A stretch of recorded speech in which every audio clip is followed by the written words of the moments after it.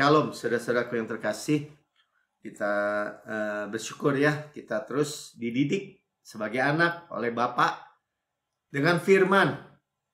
Ya, bukan dicelakakan atau dikasih penyakit atau dikasih dikutukin atau dihukum. Karena tidak ada lagi penghukuman siapa yang ada dalam Kristus.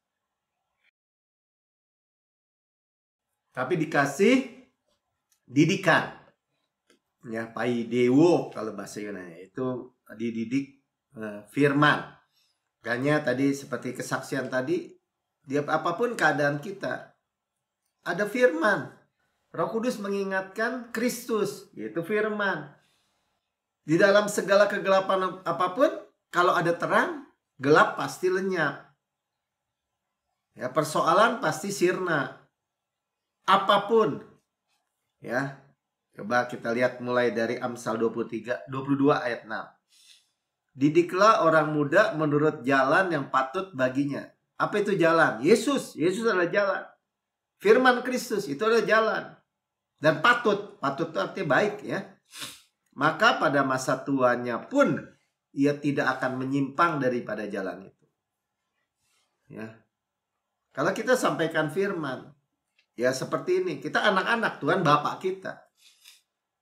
Ya, kita juga sampaikan kepada anak-anak, kepada cucu, mungkin seperti C. Evelyn. Ya. Kita tidak akan lupa dia. Ya, tidak akan menyimpang daripada jalan itu. Itu janji. Ya, janji. Karena apa? Dia gembala yang baik. Firman itu menuntun dia di jalan yang benar. Ya apapun, kita yakini. Makanya satu sisi yang lain, ya jangan kasih yang salah. Ya, karena kepercayaan yang salah menghasilkan hidup yang salah. Kepercayaan yang benar pasti menghasilkan hidup yang baik, yang benar. Yang percaya katakan amin. Karena firman berkuasa, saudara. Terang itu pasti mengalahkan gelap. Hidup itu pasti mengalahkan maut.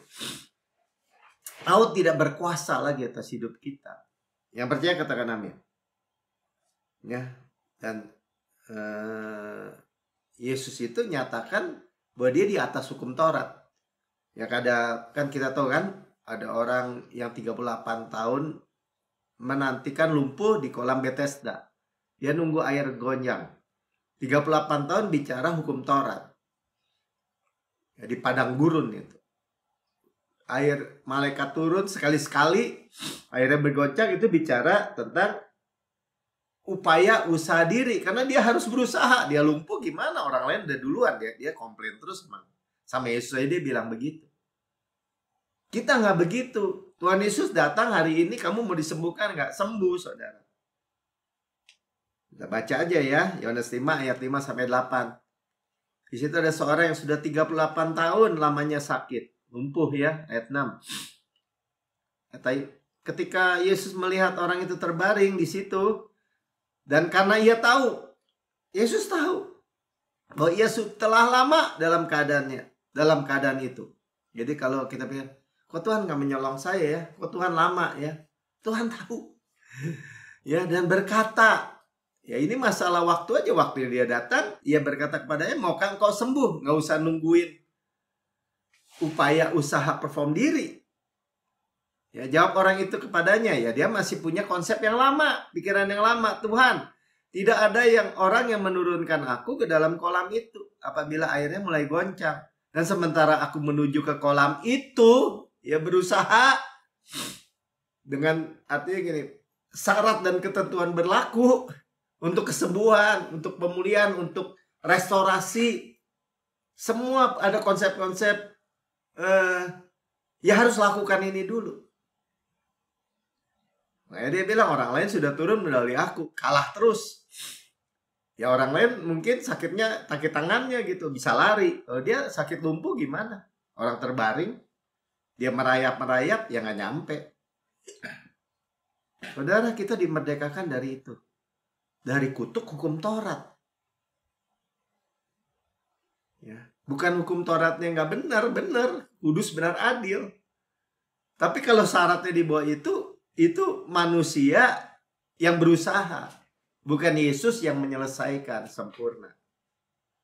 Pasti orang lain mendahului, pasti orang lain, ini saya udah doa 2 jam nih, ada orang yang saya 3 jam. Kita udah ngerasa tertuduh. Saya udah bawa jiwa nih, udah 10 nih. Orang lain bilang saya 100.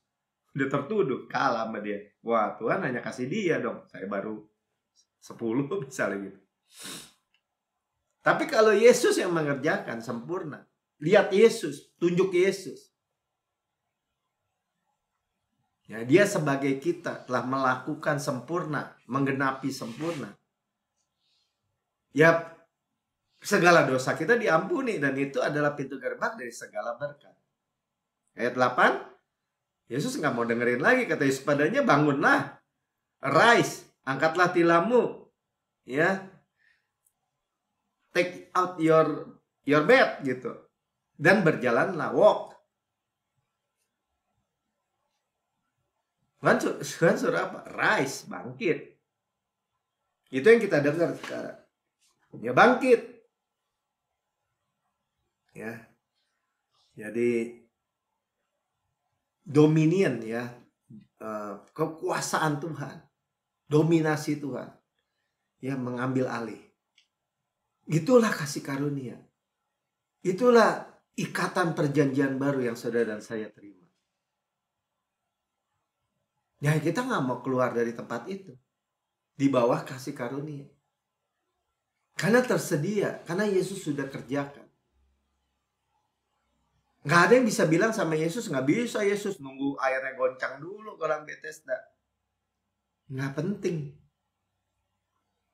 Ya, kalau Tuhan bilang bangun, angkat tilam, berjalan, berfirman, jadi. Gitu maksudnya. Karena itu perkataan kita yang penting.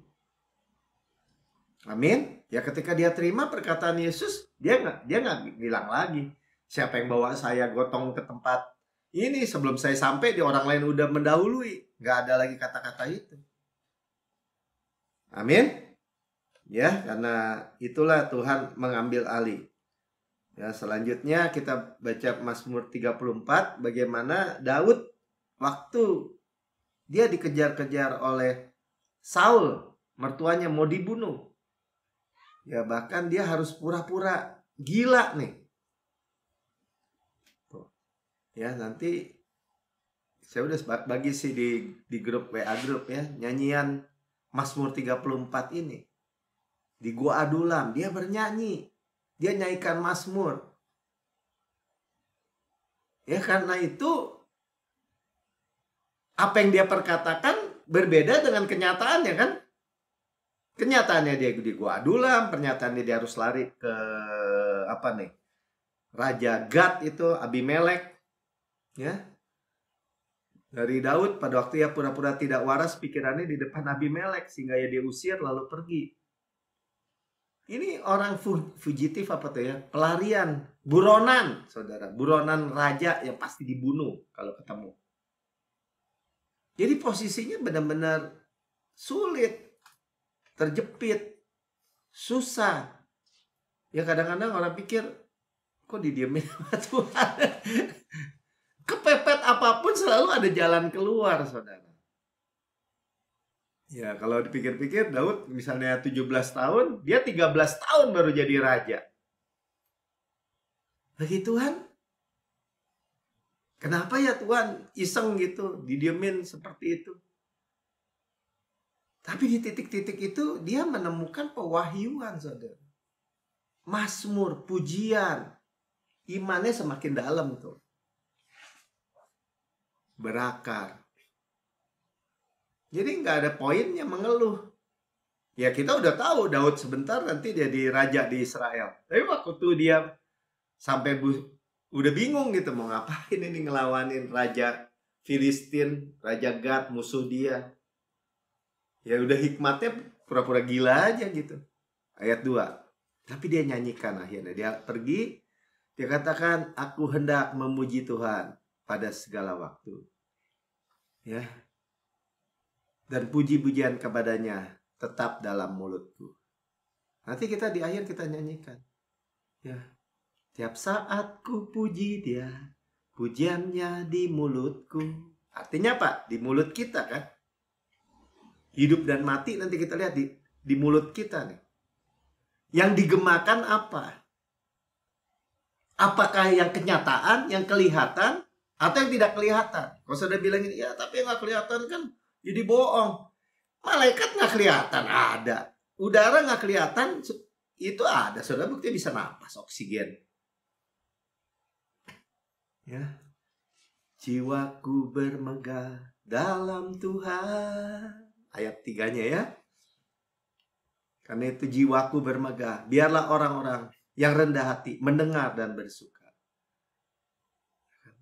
Biar orang yang rendah hati mendengar dan bersuka bersamaku memuliakan Tuhan. Ya ayat 4 dan seterusnya. Mari masyurkan namanya selamanya. Ku cari dia, dia dengarku dan melepaskanku. Saudara, Tuhan, kalau Tuhan yang menghadapi, Tuhan yang menyelesaikan, Tuhan yang pelihara, jangan takut waktu-waktu dia penantian. Emang kalau diikutin masuknya ya lama, saudara.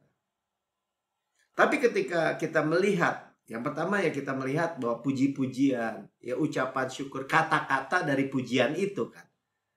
Ya tadi Jeffrey saksikan di guru sekolah minggu, orang-orang yang banyak umurnya, orang yang duduk dalam lindungan Mahati, bermalam dalam naungan Maha Kuasa, berkata kepada Tuhan, tempat pelindunganku, kubu pertahananku, Allahku yang ku percaya. Dia yang melepaskan, ya dan seterusnya. Itu yang menjadi kehidupan, itu yang menjadi kekuatan kita. Dan itu bukannya kayak apa ya, makan narkoba gitu. Bukan, itu real. Buktinya kita sudah lihat. Daud nggak terus jadi stres. Dia kan kumpul di tempat orang dalam di Gua Adulam, debt, utang, distress, stres, dan disconnected apa tuh. Jadi orang yang terbuang gitu. Kumpulannya orang-orang begitu. Tapi ketika mereka melihat Daud memandang Tuhan, memuji Tuhan, mereka ikut jadi pahlawan-pahlawan. Jadi orang-orang yang akhirnya memerintah di waktu kerajaan Daud. Makanya ada pahlawan-pahlawan Daud kan. Nah Daud kita sekarang siapa? Yesus. Yesus saudara. Ya. Waktu Daud menyanyikan di depan Saul. Ya coba kita baca aja ya 1 Samuel 16 ayat 14. Belajar ya. Oh belum selesai. Ayat berapa? Oh lanjutnya. Oh belum habis. Muliakan Tuhan bersama-sama. Marilah kita bersama-sama masyurkan namanya. Ku cari dia, dia dengarku dan melepaskanku. Mari masyurkan namanya selamanya. Oh pujilah dan muliakan Tuhan bersama-sama dengan. Tadi ayat 5-nya baca aja lah ya.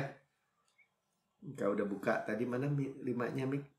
Karena Tuhan ya telah mencari Tuhan dan dia lalu ia menjawab aku. Benar kan? Jadi persoalan itu nggak ada persoalan kalau ada solusi, ada jawaban gitu. Coba kita ujian, nggak bisa satu soal. Tapi kalau ada jawabannya ya solusi. Nggak masalah. Dan melepaskan aku dari segala kegentaranku. Ya. Jadi yang berperan siapa? Ya Tuhan. Terus bagian kita apa? Kan upaya Pak mencari Tuhan. Seek. Ya memandang Tuhan. Seek itu melihat Tuhan. Melihat jawaban. Menerima solusi. Amin. Ya jadi ya coba aja yang udah umurnya udah banyak pengalaman gitu ya. Mau apa coba? Masalah segede apa? Persoalan kayak apa? Kalau kita punya Tuhan itu pasti punya jawaban. Pasti punya solusi. Apalagi sekarang kita dibawa kasih karunia, pasti punya restorasi. Di restorasi 120%. Bahkan hal-hal yang kita jatuh gitu, dipulihkan 120%. Nah, kali kita udah bicara Saul, kita lihat ya. Tapi roh Tuhan telah mundur daripada Saul. Kenapa? Saul dosanya di mesbah katanya. Ya, dia bukannya apa-apa. Ya, dia ambil urusannya Samuel. Ya, urusannya di hal rohani gitu maksudnya. Hatinya pengen rohani. Tapi dia nggak percaya gitu. Sekarang dia diganggu oleh roh jahat yang daripada Tuhan. Ya karena Tuhan mundur ya diganti. Ya roh jahat masuk gitu loh maksudnya. Tapi ditulisnya kan daripada Tuhan, daripada Tuhan. Ya di perjanjian lama pertama. Ya sama aja kayak orang Israel di padang gurun. Ketika mereka menolak, ngata-ngatain mana, ngata-ngatain Tuhan. Ya nggak mau perlindungan, ya diangkat gini ya ular masuk. Ya Tuhan masih jawab Musa doa kan, kasih ular tembaga di atas kayu itu. Yang memandang sembuh, tinggal memandang. Itu seek the Lord. Carilah dahulu kerajaan Allah dan kebenaran itu, cari, bukannya kita upaya cari gitu. Bukan udah ada.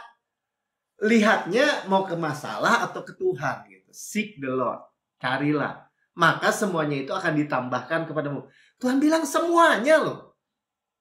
Ya tapi Pak, persoalan saya. Ya orang bilang, Pak, persoalan saya udah paling berat. Persoalan saya. Nggak ada yang berat buat Tuhan. Segalanya. Maka semuanya ya semuanya. All ya all. Ya tapi kalau perlindungan Tuhan, kayak tadi Mazmur 91, kita take it for granted gitu. Nggak apa tuh, nggak menghargai lah. Sabodo lah, yang penting gue jago nyetir, gue jago begini begono. Orang lain yang nggak jago gimana? Ya tadi kayak kesaksian tadi, dia ditabrak gitu. Ya selanjutnya, lalu berkatalah hamba-hamba Saul kepadanya, ketahuilah roh jahat yang daripada Allah mengganggu engkau. Terus, baiklah Tuanku menitahkan hamba-hambamu yang di depanmu ini mencari seorang yang pandai main kecapi. Apabila roh jahat yang daripada Allah itu hinggap kepadamu, haruslah ia main kecapi supaya engkau merasa nyaman. Kita nyanyikan, mari masyurkan namanya selamanya. Ku cari dia, dia dengarku dan melepaskanku. Ya, seperti itu. Jadi Daud dipanggil, ya, dia nyanyikan kecapi, dia banyak mazmur, pujian kepada Tuhan, dan nyaman akhirnya si Saul. Ya jadi kalau saya bayangkan ini, kalau bicara hadirat Tuhan gitu ya di perjanjian lama, betul. Ini kita Yesus dalam kita, udah nggak usah cari kemana-mana. Ya, Bapak itu lebih mau, dia udah sanggup, lebih mau menyembuhkan kita daripada diri kita sendiri. Itu yang kita harus percaya, itu yang harus kita terima. Ya, ya orang bisa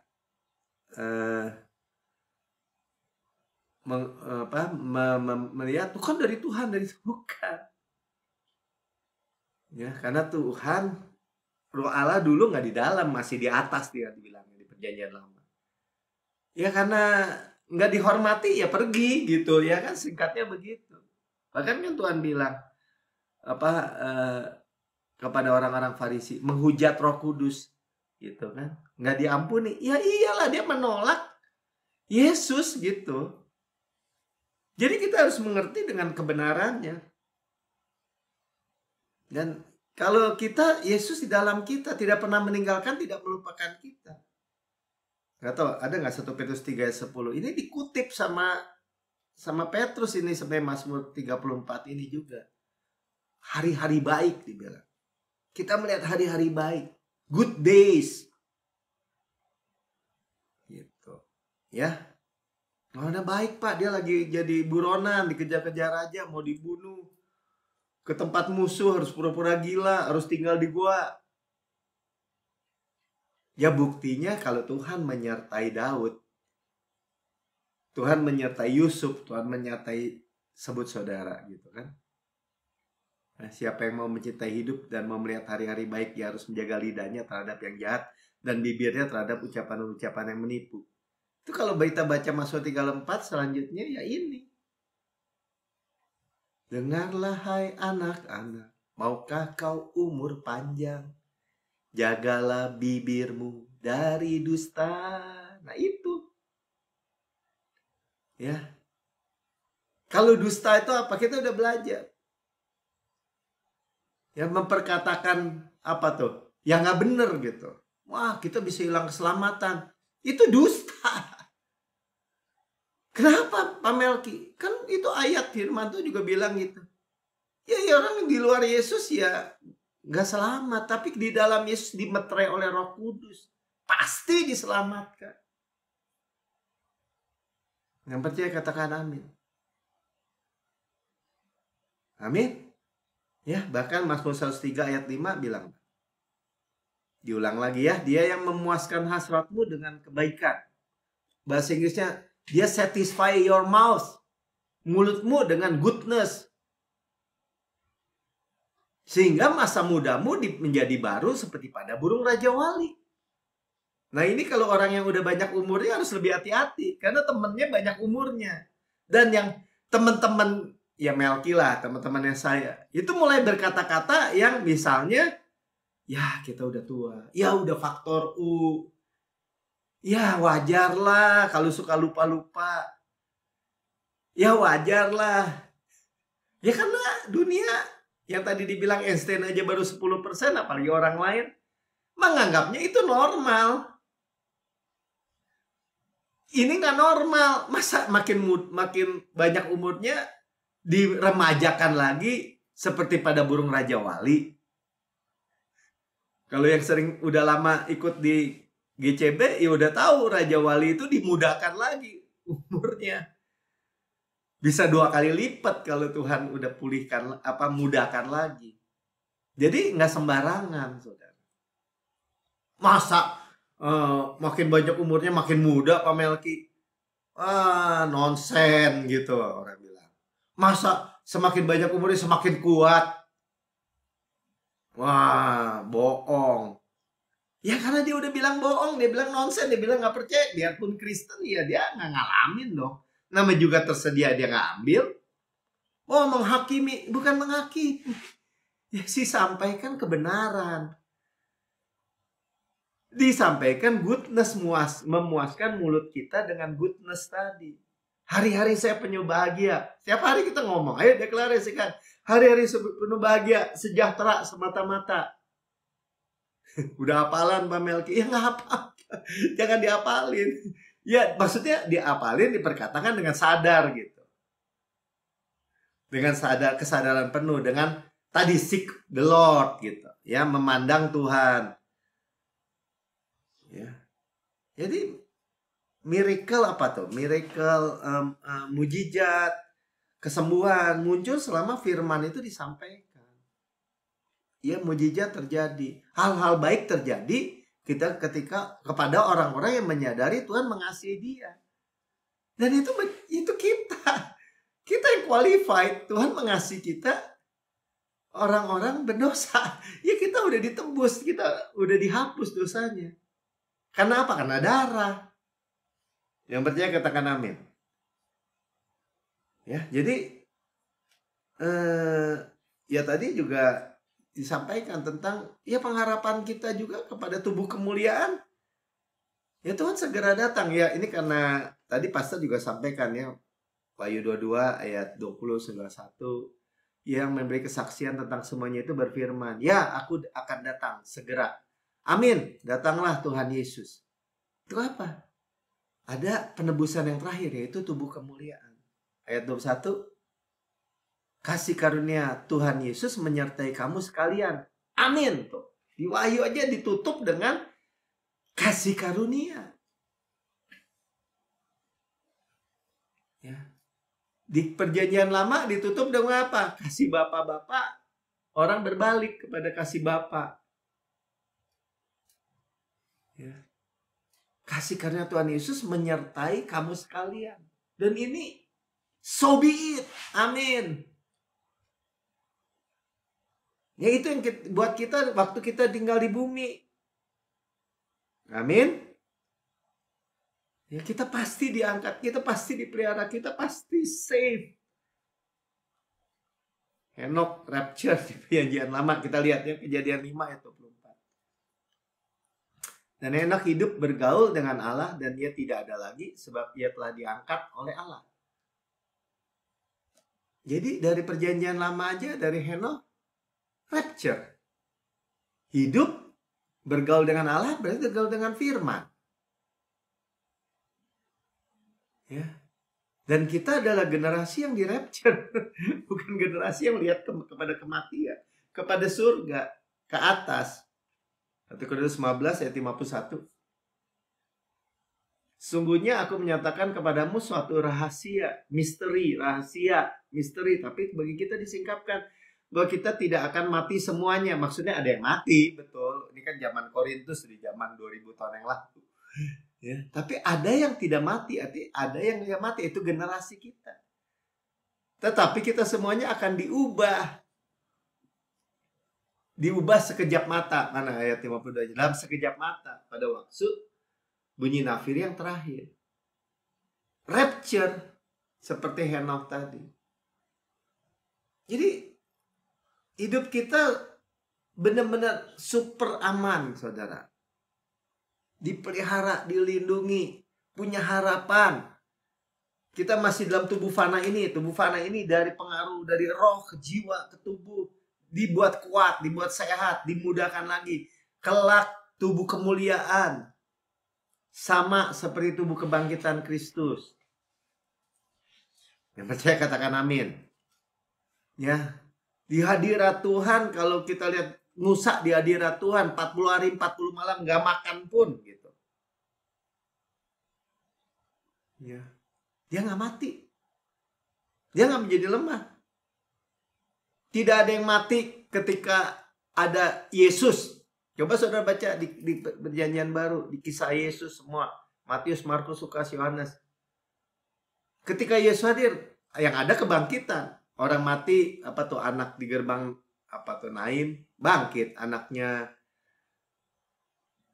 Imam bangkit juga ya, udah sakit bangkit. Lazarus bangkit. Nggak ada kematian sebenarnya di dalam presence of Jesus. Dan itu harus kita percaya, saudara. Nggak ada kematian dalam setiap aspek kehidupan kita. Kita perkatakan kehidupan, maksudnya gitu. Ya. Keluaran 24 ayat 17 sampai 18.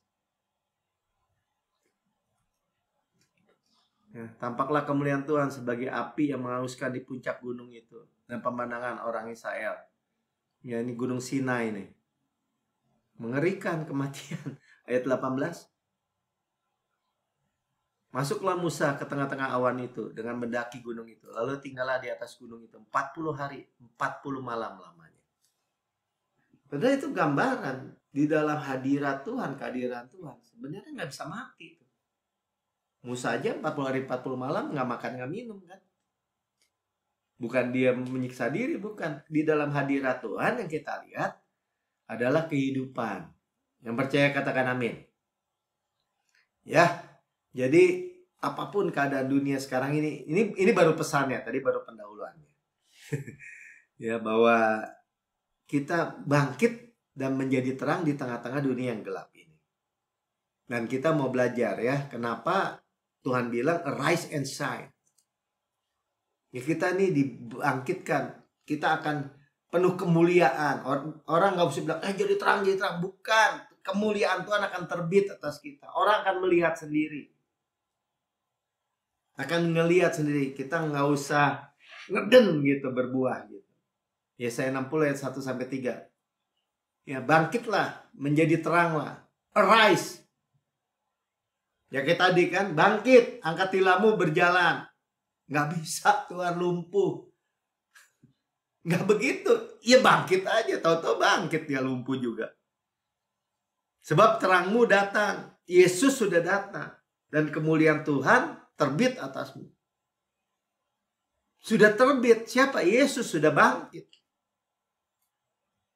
Terbit atas kita karena dosa kita sudah dihapus. Makanya jangan ragu, jangan bimbang, jangan goyang sedikit pun.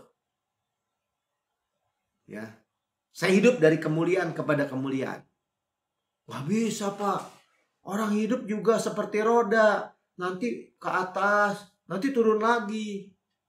Sampai banyak orang ya yang kaya sekalipun takut. Waduh, nanti kalau saya kaya nanti bangkrut gimana? Kan seperti roda.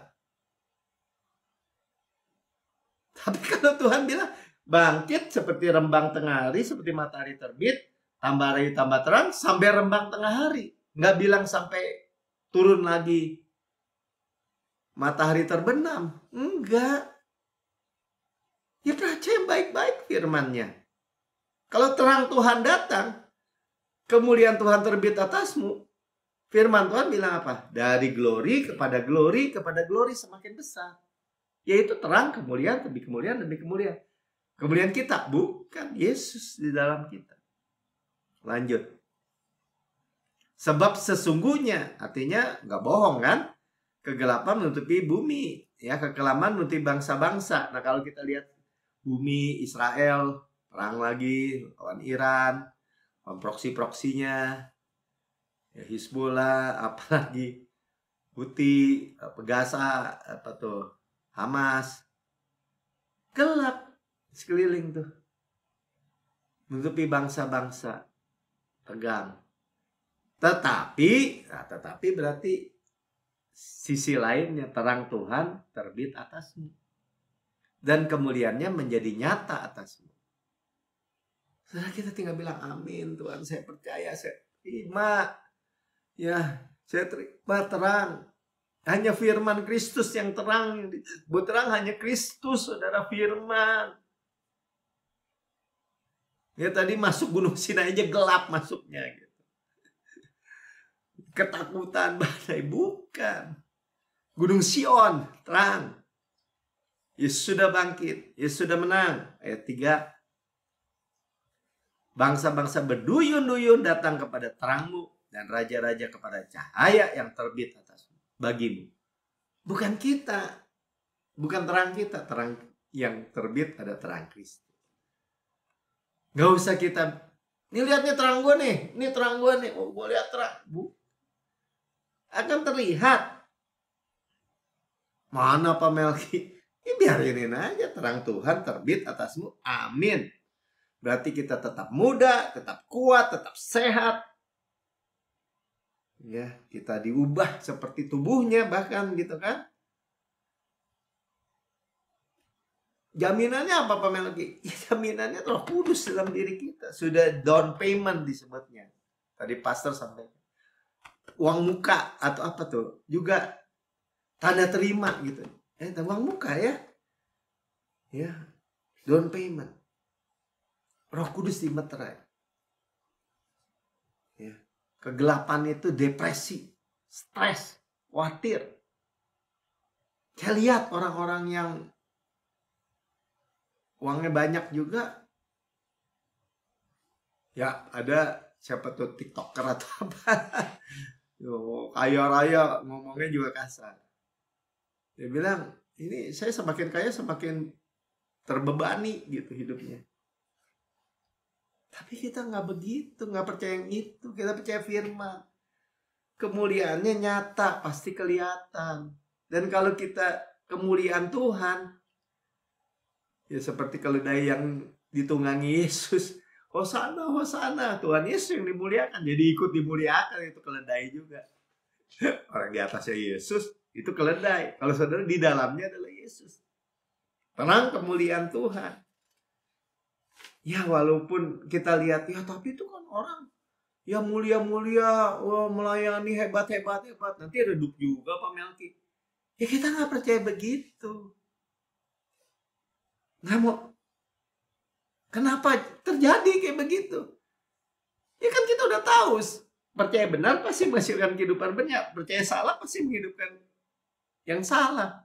Terlepas dari menghakimi, saya nggak mau menghakimi. Yang saya baca firman Tuhan. Ya, mencintai hidup nggak? Hari-hari baik nggak? Tuhan bilang. Good days. Ya balik lagi. Amsal 18 ayat 21 bilang apa? Hidup dan mati dikuasai lidah. Nah, yang khotbah ini kan lidah. Mulut nih ngomongan. Ada dulu waktu saya masih di gereja, khotbah-khotbah. Pas di kantor beda. Siapa yang suka menggemakannya akan memakan buahnya. Pertanyaannya apa yang saudara saya gemakan? Firman, kebenaran Kristus, kabar baik, atau penghukuman, atau kutuk, atau dusta dari jurang neraka. Ya, terlalu banyak saudara, buka aja googling tuh khotbah-khotbah. Bukan saya ngatain, saya nggak mau percaya kalau misalnya orang bilang keselamatan bisa hilang. Ada orang bilang gini, ya keselamatan tuh kayak tiket. Kalau saudara punya tiket, saudara bisa masuk ke gor misalnya. Tapi kalau saudara kehilangan tuh tiket, ya jadi dianggap tiket Yesus. Kenapa nggak bilang gini? Kita di tangan Tuhan, ya, di tangan Yesus, di tangan Bapa. Kita dimetai Roh Kudus. Masa Tuhan bisa kita hilang? Ya kan kita harus pegang, bukan kita yang pegang. Domba dipegang Tuhan, dipegang gembala, atau gembala yang dipegang domba. Dua-duanya kagak. Enggak, saudara. Kita percaya, kita udah dimetai Roh Kudus. Bukan nama kita entar ditulis, entar dosa dihapus, entar ditulis, entar dihapus. Bukan. Yang nggak percaya ya baru dihapus. Ya itulah yang makanya kita bilang, saya punya hidup namanya dengan segala kelimpahan. Ya. Kita menggemakan itu. Jadi menggemakan tuh kayak apa ya? Hidup. Nah baliknya kan dari gemaknya hidup gitu. Nggak mungkin hidup terus gemaknya mati. Nggak mungkin saudara. Tapi kalau mati ya mati ngomongnya. Makanya dibilang makan buahnya. Makanya tadi dibilang apa? Aku akan memuaskan mulutmu dengan kebajikan. Goodness, ya hidup, dimudahkan lagi, segar, kuat, dan segala macam janji-janji Bapa, kita makan buahnya, buah pohon kehidupan. Ya, bukan buah pohon pengetahuan yang baik yang jahat. Kalau dimakan mati. Karena terkutuklah orang yang gak melakukan semuanya. Salah satu, salah semua. Ya bukannya kita apa ya, udah tersedia yang benar, yang penuh kasih karunia, buah yang baik, buah pohon kehidupan. Ngomongin lagi yang nggak ada gunanya, saudara. Ya masing-masing ya bertanggung jawab sama lidahnya. Ya ngapa saya lidah saya dikuasai? Ya ngomong dong. Tuhan silahkan. Siap perkataan saya, Roh Kudus, biar perkataanmu. Amin. Amin. Ya nggak apa-apa saudara mau bilang, saya memiliki iman Kristus. Saya memiliki firman Kristus. Orang bilang, ya kan otomatis Pak. Enggak, ya bukan otomatis. Setiap kali kita dengar kabar-kabar buruk juga kan. Ngobrol sama orang. Dengar siaran berita. Baca apa di WA group atau di apa. Tanpa sadar, ya kita udah tua. Kita lu aja kali. Ya kan kita harus jelas dong saudara. Amin. Ya bukannya sombong saudara, kita itu sadar ya, hidup dan mati dikuasai lidah. Lidah itu kecil tapi bisa membakar hutan katanya. Bisa memegahkan hal yang besar, bisa menghancurkan. Ya, tapi kita ditaruh apa di mulut kita tadi? Kita katakan goodness. Ya, goodness, kebajikan. Makanya dengar kabar baik, kebajikan, kita dengar firman. Ya jangan ngerasin hati, kenapa sih? Amin aja, ya. Tiap saat ku puji dia, pujiannya di mulutku, jiwaku bermegah dalam Tuhan. Biar orang yang rendah hati, tuh, orang terima kasih karena tuh rendah hati, bermegah dan bersuka bersamaku, memuliakan Tuhan. Mari masyurkan namanya selamanya. Ku cari dia, dia dengarku dan melepaskanku. Nah, orang bilang, ya tapi kenyataannya kata dokter, ya dokter di pihak kita. Tapi banyak orang, ya dokter udah vonis, udah begini, udah begono. Ya padahal minggu lalu disampaikan, lah mau divonis jantungnya itu lah, jantung kita kekuatannya dari Tuhan. Hanya 2 Korintus 4 ayat 18 katakan apa? Karena senjata kami dalam perjuangan bukan senjata duniawi, melainkan senjata yang diperlengkapi dengan kuasa Allah. Apa itu? Firman. Ya. Aku tidak malu akan Injil. Injil adalah power of God. Ya, makanya dibilang senjata pedang roh itu keluar dari mulut Tuhan. Firman yang sanggup meruntuhkan benteng-benteng. Nah, banyak orang susah menerima kasih karena kan udah benteng-benteng, udah kayak lapis-lapis tuh daun bawang. Ya tapi udah terima pertama, Yesus juru selamat kan? Iya. Yesus sudah menyelamatkan kita kan? Iya. Dosa kita sudah diampuni kan? Iya. Tapi enak dong bikin dosa. Ya, ada benteng lagi. Dosa gak ada yang enak. Terus ada benteng lagi. Ya tapi kan kita harus pikul salib, harus menderita. Ya kalau kita percuma dong Yesus menderita menanggung salib kita. Maka kita harus pikul lagi. Oh gak bisa gitu. Nah, jadi benteng-bentengnya kebanyakan gitu saudara. Akhirnya apa? Ya kita harus kerjasama. Kasih karunia kerjasama sama hukum Taurat. Orang Tuhan bilang 2 kutub yang berbeda. Tapi kalau orang dengar gini, tersinggung dia. Udah marah. Padahal saya kasih kabar baik. 2 kutub yang berbeda. Tahu dari mana Pak Melki? Kalau kamu mengharapkan kebenaran dari hukum Taurat, kamu lepas dari Kristus. Kamu hidup di luar kasih karunia. Apa kurang jelas? Iman sia-sia, janji batal. Lebih baik nanya aja. Ah, mana ayatnya, mana ada yang kayak gitu. Kasih lihat misalnya. Makanya, tapi diperangi kuasa Allah untuk merubuhkan benteng-benteng. Selubung-selubung tuh.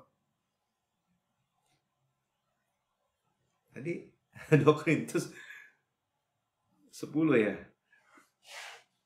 Bukannya tadi minta 2 Korintus 4 ayat 18. Kemana tuh? Ya. 2 Korintus 4 ayat 18. Coba lihat. Ya 10:4 ayat 4 benar. Tadi ada yang ketinggalan. Tapi minta sekarang lanjutnya. Sebab kami tidak memperhatikan yang kelihatan. Jadi saudara nggak usah jadi tertuduh gitu. Ingat ya, saya nggak mengajarkan menyangkali kebenaran, kenyataan, enggak. Iman itu adalah gini, kita lihat kenyataan, kita lihat sekeliling, gelap kan, krisis kan, depresi kan. Tapi kita memperkatakan firman iman gitu. Udah ditanggung buat saya mah. Bapak saya kaya. Bapak saya yang punya langit, segala langit, bumi dengan segala isinya. Dan dia rela miskin buat saya, supaya saya miskin jadi kaya. Itu melainkan yang tak kelihatan. Mana? Nggak ada kelihatan, nggak kelihatan. Kelihatan, lu nggak percaya. Ya, karena yang kelihatan adalah sementara. Saudara kalau punya bolpen, punya HP, punya kertas, punya buku, punya laptop tuh. Yang kelihatan nih nggak kekal saudara. Ya saudara dulu punya pensil misalnya bolpen, mana sekarang? Udah habis Pak. Ya itu. Sedangkan yang tak kelihatan itu adalah kekal. Saudara ngelihat malaikat kekal. Saudara ngelihat Yesus secara fisik kekal. Amin. Ya. Jadi nggak usah jadi tertuduh gitu, nggak usah jadi terapa ya. Berat Pak, nggak kelihatan. Jangan. Ya kayak Daud aja gitu.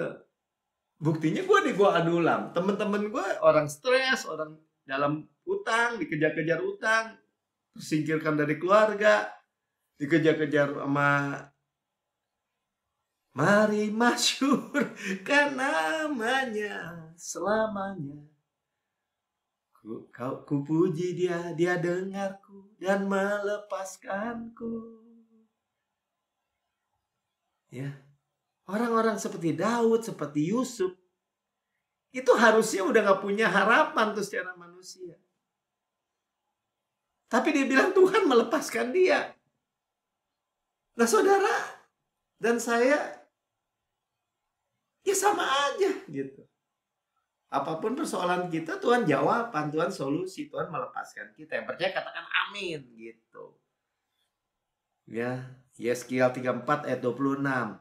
Tuhan memberikan berkat. Aku akan menjadikan mereka semua di sekitar gunungku menjadi berkat. Gunung apa? Gunung Sion. Aku akan menurunkan hujan pada waktunya.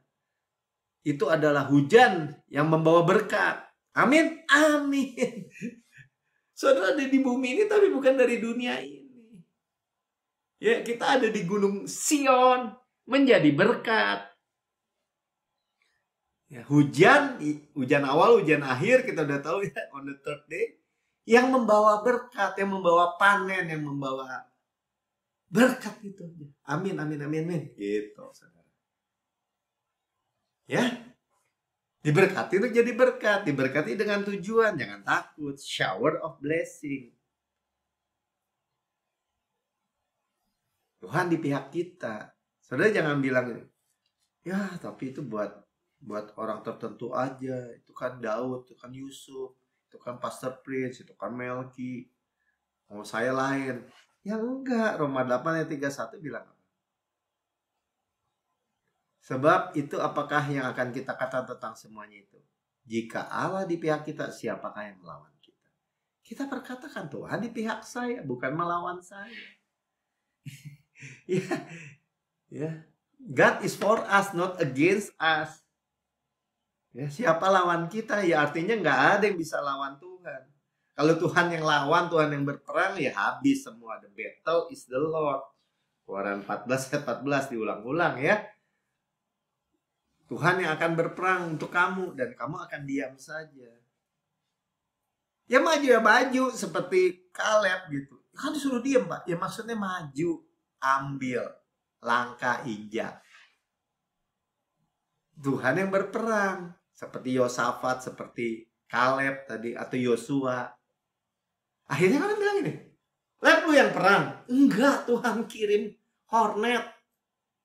Gue datang udah tinggal masuk aja. Duduki. Bener Tuhan. Gitu saudara. Ya, kemuliaan Tuhan akan terbit tadi. Kita lanjut ya. Yesaya 60 ayat 4-nya. Angkatlah mukamu dan lihatlah sekeliling. Mereka semua akan datang berhimpun kepadamu. Anakmu laki-laki datang dari jauh. Anak-anakmu perempuan digendong. Ya, artinya semua jadi keluarga. 45. Pada waktu itu engkau akan heran. Amazed. Heran kenapa? Karena mujizat gitu. Melihat dan berseri-seri. Hal-hal yang baik. Kau akan tercengang dan akan berbesar hati. Tadinya hatinya kecil. Heran, tercengang, berbesar hati. Sebab kelimpahan dari seberang laut akan beralih kepadamu. Ya, jadi akan terjadi perpindahan, transfer dari kekayaan. Jangan bilang gini, ya gimana. Jangan bilang begitu. Amin dulu, terima. Ya, kekayaan bangsa-bangsa akan datang kepadamu. Amin. Caranya gimana? Ya Tuhan mendidik. Kalau saya, Tuhan mendidik saya gitu misalnya. Ya waktu dikeluarkan dari gereja, dipecat. Tuhan kalau nggak kerja jangan makan, kata firman-Mu. Saya kerja apa? Kamu kerja sama saya, Melki. Terus ngapain? Ya. Sampai ketemu orang. Cuman ketemu, bikin showroom. Nggak punya duit. Datang ke bank. Ambil katanya. Padahal nggak mungkin. Kalau buku banknya, raportnya, uangnya cuman 1 juta, 2 juta, minta waktu itu kurang lebih 500 juta. Misalnya. Tapi enak aja tuh orang bilang, bener ya Pak Melki, bener, ambil deh. Udah kayak punya dia aja tuh, Bang. Ya, sebenarnya kita tuh udah alami gitu. Dan biarlah krisis itu jadi Christ is gitu loh. Krisis itu nggak ada apa-apanya kalau ada solusi, saudara. Kayaknya kita terusin ya. Tadi udah ayat 5-nya ya. Kenapa hal ini terjadi? Kita lihat sebelumnya. Tadi pastor sampaikan dari Yesaya 59. Mulai dari ayat 19 saja. Sesuai dengan maka orang yang takut kepada nama Tuhan, ya kita udah tahu ya. Fear of the Lord itu worship. Dari tempat matahari terbenam. Matahari terbenam di mana? Di timur. Dan kepada kemuliaannya di tempat matahari terbit di mana? Terbit di timur, tenggelam terbenam di barat, ya. Jadi dari segala tempat, sebab ia akan datang seperti arus dari tempat yang sempit dan didolong oleh nafas Tuhan. Nah, ini bahasa Inggrisnya lebih jelas. Jadi kalau enemy datang, musuh datang, ya when the enemy shall come like a flood, jadi seperti arus dari tempat sempit itu, musuh datang seperti banjir juga. Kayak banjir itu bencana alam. Kan keadaan krisis, kita nggak bisa kuasai, kita nggak bisa kendalikan. Tuhan bilang apa? The Spirit of the Lord shall lift up a standard against him. Roh Tuhan akan diangkat tinggi seperti panji-panji itu standar. Yang melawan dia. Nah ini bicara tentang bahasa roh. Tadi pastor sampaikan ya. Standar juga bicara tentang worship tadi. Jadi kata-kata penting. Jadi kata-kata bahasa roh, ya Tuhan menaruh perkataan-perkataan dalam mulut kita. Itu panji-panji yang Tuhan tinggikan. The Spirit of the Lord tadi. Ya, dan ini udah sampai mana? 19 bagian B. 59-20-nya. Dan dia akan datang, Yesus ya, sebagai penebus untuk Sion. Dan untuk orang-orang Yakub yang bertobat dari pemberontakannya. Bertobat dalam perjanjian lama apa? Tesufa, kembali kepada kasih karunia. Demikian firman Tuhan. Tuh, saudara kalau udah baca firman Tuhan di bawah terang salib, di terang-terang kasih karunia. Semua saudara tentang Tuhan yang menebus kita. Ditaruh Roh Kudus, dimeterai Roh Kudus. Musuh datang aja Tuhan yang berperang. 21. Adapun aku, ya Tuhan, inilah perjanjianku dengan mereka. Covenant. Firman Tuhan, rohku. Nah ini kan menjelaskan tadi. Roh Tuhan sebagai panji-panji atau standar tadi. Yang menghinggapi engkau, karena di perjanjian baru dihinggapi. Kalau sekarang di dalam, dimeterai. Dan firmanku yang kutaruh dalam mulutmu. Tetap sama. Dari zaman dulu sampai sekarang. Tidak akan meninggalkan mulutmu. Dan mulut keturunanmu. Makanya tadi kan. Nasihat Bapak kepada anak-anaknya tidak akan meninggalkan. Mulut keturunan mereka sekarang sampai selama-lamanya firman Tuhan. Jadi sampaikan firman yang benar. Maksudnya gitu. Makanya firman itu sampai keturunan anak kepada anaknya lagi. Sampaikan aja. Dan ini yang menjadi jawaban buat setiap persoalan. Ya, standar itu juga bicara pray in tongue. Ya, tadi kita bilang. Berdoa dalam bahasa roh. Roma 11 ayat 26 tuh dikutip sama Paulus ya. Mazmur ini. Dengan jalan demikian seluruh Israel akan diselamatkan tuh. Seperti ada tertulis dari Sion akan datang penebus tuh, dikutip yang tadi Yesaya 59. Ia akan menyingkirkan segala kefasikan dari Yakub. Kutipnya seperti ini, ayat 27. Inilah perjanjianku dengan mereka apabila aku menghapuskan dosa mereka. Ya. Jadi kita lihat ya, kenapa roh ada di dalam kita. Kita harus percaya dosa-dosa kita sudah dihapus. Gini ya. Jadi karena roh di dalam kita, kita berbahasa roh. Roh Kudus menuntun kita dalam keluhan-keluhan yang tidak terucapkan. Ya harus bukan sebagai bukti bahwa segala dosa kita sudah dihapus. Paham saudara? Perjanjian Tuhan tuh. Bukan urusan, wah bisa berubah hebatnya. Bukan perjanjian Tuhan. Saya terima gitu aja. Tapi nggak diterima kalau nggak percaya dosa sudah dihapus. Ini yang bikin disengkat sama musuh tuh di situ orang Kristen. Ya, dosanya belum dihapus. Jadi perjanjiannya nggak masuk gitu. Nggak kena dong. Kan dosanya nggak dihapus. Gimana kita nggak bait Roh Kudus kalau kita nggak kudus?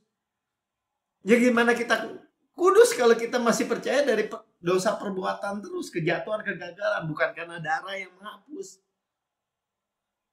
Paham saudara? Ya walaupun kita nggak ngerti ya kita percaya. Itulah makanya kita percaya yang tidak kelihatan. Nah makanya roh jiwa tubuh kita itu dibangun, terbangun, progresif gitu, by grace. 1 Korintus 14 ayat 4 ayat terakhir. Siapa yang berkata-kata dengan bahasa roh, ia membangun dirinya sendiri. Ya seperti rumah dibangun oleh Tuhan. Dirinya sendiri ya roh, jiwa, tubuh. Ya siapa bernubuat membangun jemaat. Ya waktu menyampaikan firman. Amin. Ya. Saya ingat waktu pertama kali saya berbahasa roh. Karena saya backgroundnya dari GKI, ya orang ngajar ya. Tapi karena saya udah dengar dan saya baca ayatnya seperti ini. Saya cuma bilang gini, sendirian di kamar. Tuhan, kalau orang berkata-kata dalam bahasa roh, itu membangun dirinya sendiri. Kan membangun diri sendiri kan baik, Tuhan. Saya mau Tuhan, saya mau dibangun.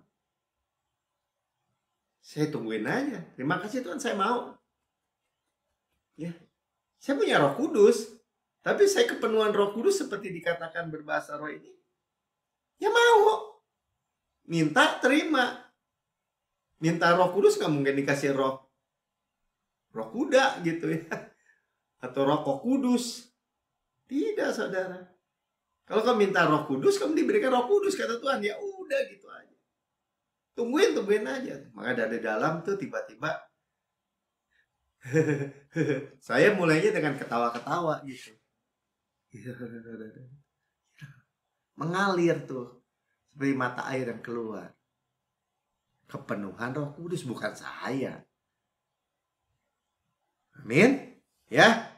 Jadi itu roh, jiwa, dan tubuh. Semuanya tentang Tuhan. Tempat power. Kuasa. Ya. Kamu terima kuasa kalau Roh Kudus turun ke atas kamu. The power. The promise. Ya. Sukacita. Damai sejahtera. Roh Kudus semua. Amin. Ya. Jadi kembali lagi apa yang kita dengar. Saudara yang mendengar di rekaman YouTube, saudara berkata, saya dengar kabar baik, tapi saya belum pernah terima Yesus sebagai Tuhan dan Juru Selamat pribadi. Ini kesempatan saudara. Ya, dengarkan kabar baik, terima, semua free. Cuma-cuma, saudara nggak perlu bayar apa-apa. Mengaku dengan mulut, percaya dengan hati. Ikuti saya berdoa. Tuhan Yesus yang Maha Mulia, saya menerima Engkau sebagai Tuhan dan Juru Selamat pribadi saya. Dengan mulut saya mengaku, dengan hati saya percaya bahwa Engkau telah mati bagi semua dosa-dosa saya. Dibangkitkan karena pembenaran saya. Naik ke surga, duduk di sebelah kanan Allah Bapa, dan mendudukan saya bersama-sama dengan Yesus di surga. Surga adalah rumah saya. Ya. Dan saya adalah kebenaran Allah di dalam Kristus. Dan sekarang saya terima semua karya Tuhan dalam hidup saya. Saya menyanyikan pujian, firman, ucapan kebenaran di dalam nama Tuhan Yesus. Amin. Sudah diberkati? Saya menyampaikan diberkati ya. Mari kita tutup dengan perjamuan kudus. Kita sudah dibersihkan dengan air yang jernih dari semua debu-debu, semua kotoran-kotoran, semua yang buruk, busuk, jelek ya, dengan firman. Dan kita sekarang diseka dengan kain lenan halus yang bersih, yang segar, yang Paulus katakan, sebab apa yang kuteruskan kepadamu aku terima sendiri dari Tuhan. Tuhan Yesus pada malam dia diserahkan mengambil roti, syukur, mengucap-ucapkan dan berkata, inilah tubuhku yang diserahkan bagi kamu. Perbuatlah ini menjadi peringatan akan aku. Ya, kita memperingati kematian Tuhan sampai Tuhan Yesus datang. Kematian adalah kehidupan buat kita. Tubuh Kristus benar-benar makanan, darah Kristus benar-benar minuman. Benar-benar benefit, benar-benar menguntungkan. Bagi kita, ya kita discern, mengakui tubuh Kristus. Dirumuhkan supaya kita utuh, sukses, utuh, berkemenangan tanpa susah payah. Ditikam supaya dosa kita dihapus. Dicambuk, tersingkap tulang-tulangnya, menanggung sakit dan penyakit kita. Oleh bilurnya kita sudah sembuh. Dibakar supaya kita tidak dihukum. Ya. Semua kutuk, penghukuman, kematian, semua murka Tuhan diserap habis oleh Yesus di kayu salib. Gak ada sisa buat saudara dan saya. Kita tinggal rest, bersandar di dada kemurahan kebaikannya. Dan berkata sebagaimana Yesus di surga layak terima kuasa dan kekayaan dan hikmat dan kekuatan dan hormat dan kemuliaan dan berkat. Demikian saya di bumi sekarang ini. Sama.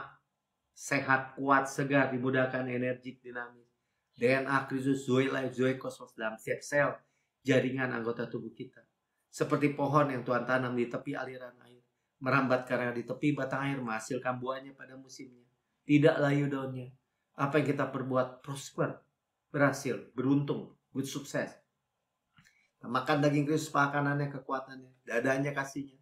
Roti malaikat, roti pemenang, roti hidup, mana surgawi. Hukum roh yang menghidupkan. Yang memerdekakan saudara dan saya dari hukum dosa dan hukum maut. Gandum terbaik, rasa butter dan madu di gunung batu. Artinya apa? Enak. Saudaraku yang kekasih, bukankah roti yang kita pecah-pecahkan ada persekutuan kita dengan tubuh Kristus? Makan dengan rahmat Tuhan. Makasih Bapak. Ucap syukur, kepala sehat, Kristus, kepala, kita tubuh, daging Kristus, tulang Kristus, sehat. Ya, semua anggota tubuh saudara, apapun yang saudara sebut, terima kesembuhan. Sudah makan, ini calon perjanjian baru yang dimeteraikan oleh darahku untuk pengampunan segala dosa. Dosa kita diampuni, kita dibenarkan sebetulnya.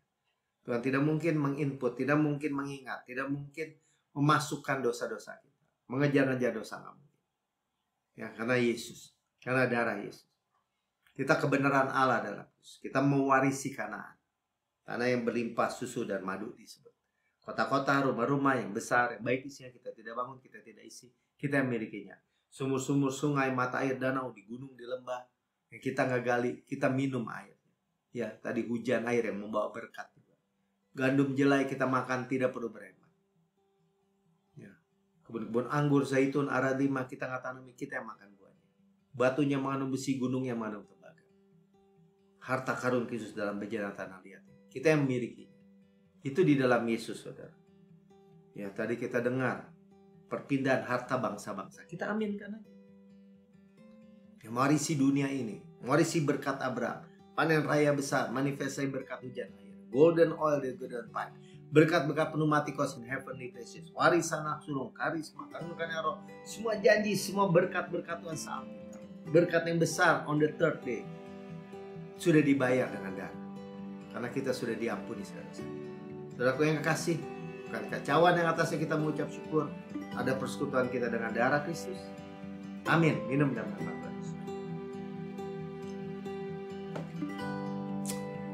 Haleluya, haleluya. Sudah diberkati, ucap syukur.